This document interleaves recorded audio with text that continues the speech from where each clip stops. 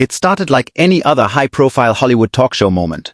The studio lights were bright, the audience was relaxed, and the mood felt professional and calm. Leonardo DiCaprio was invited as a special guest to discuss his upcoming film and his long-standing work in environmental activism. Sitting across from him was Joy Behar, known for her sharp questions, bold opinions, and fearless approach when interviewing powerful figures. At first, the conversation moved smoothly. Leonardo spoke calmly about climate change, responsibility in Hollywood, and the pressure of fame. The audience listened closely, clearly respectful of his words. Joy nodded but occasionally smirked, signaling that tougher questions were coming. The tension was subtle but present, like a quiet warning. Viewers at home could sense something shifting. Joy slowly steered the discussion away from movies and toward Leonardo's personal choices, influence, and what she hinted were contradictions in his public image. Leonardo remained composed, answering carefully and respectfully. But as Joy continued pressing, her tone grew sharper and her questions more personal. The studio audience began reacting, some uncomfortable, others intrigued. What was meant to be a routine celebrity interview was quietly turning into something much bigger.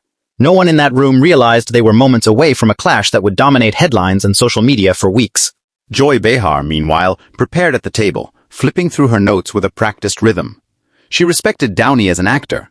No one could deny his talent, but she had strong opinions about celebrity influence, public accountability, and what she often called selective moral outrage. To her, this interview wasn't about Iron Man or box office numbers. It was about responsibility. And Joy never shied away from pressing guests where she believed it mattered. When the show went live, the opening minutes unfolded smoothly. Laughter flowed easily as the hosts welcomed Downey, praising his career resurgence and cultural impact. He smiled, cracked a joke about surviving Hollywood, and charmed the audience the way only he could. For a moment, it seemed like this would be another friendly celebrity appearance. Light-hearted stories, promotional sound bites, and applause-filled breaks. But the tone shifted when the conversation drifted toward social issues. Joy leaned forward slightly, her voice calm but pointed. She referenced recent fictional remarks Downey had supposedly made during an off-camera interview, comments about cancel culture, artistic freedom, and public judgment. Some people, Joy said, carefully choosing her words, feel that when celebrities talk about being silenced, it comes from a place of privilege. Do you think accountability is being confused with censorship? The studio air tightened. Ston't suff all brushing. Downey paused. Not long, but long enough. His eyes flicked briefly toward the audience, then back to Joy. When he spoke, his tone was measured. I think accountability is essential, he said, but I also think we're living in a time where context dies faster than intention, and that's dangerous. Joy nodded, but she didn't let go. Dangerous for who? She asked. For people who've always had a microphone, or for people who never did? That was the moment the shift became visible. Downey straightened in his chair. His jaw tightened just slightly, the first crack in his relaxed demeanor. For everyone, he replied, because when conversation becomes punishment, growth stops. The audience murmured softly.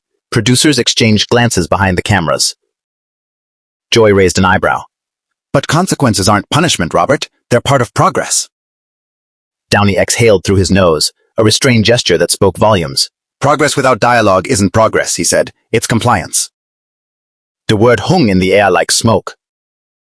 Joy leaned back, arms crossing briefly before she spoke again. That sounds like something people say when they don't like being challenged. That was when the temperature spiked. Downey's expression changed. Not explosive yet, but sharper, more personal. No, he said, voice firmer now. It sounds like something someone says who's lived through being written off entirely. I know what it's like to be reduced to a headline. I also know what it's like to fight your way back while everyone assumes they already know your story. The audience grew silent. Joy didn't interrupt. Instead, she responded evenly. But your comeback was possible because people gave you grace. Not everyone gets that. Downey nodded once. Exactly. Which is why I'm saying we should stop deciding who deserves to be heard and who doesn't, based on a single moment. The exchange no longer felt like a talk show discussion. It felt personal. Joy tilted her head. But don't you think celebrities, especially men with massive platforms, should be extra careful about framing themselves as victims? That word, victims, landed hard. Downey's voice rose, not in volume, but in intensity. I'm not framing myself as a victim, he said. I'm framing myself as a human being, and there's a difference. The camera zoomed in slightly. Social media feeds, though unseen, were already beginning to ignite. Joy gestured lightly with her hand. We all are, but being human doesn't mean avoiding criticism.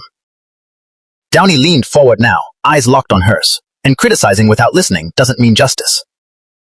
A sharp silence followed. For the first time, Joy hesitated. Not long, but noticeably.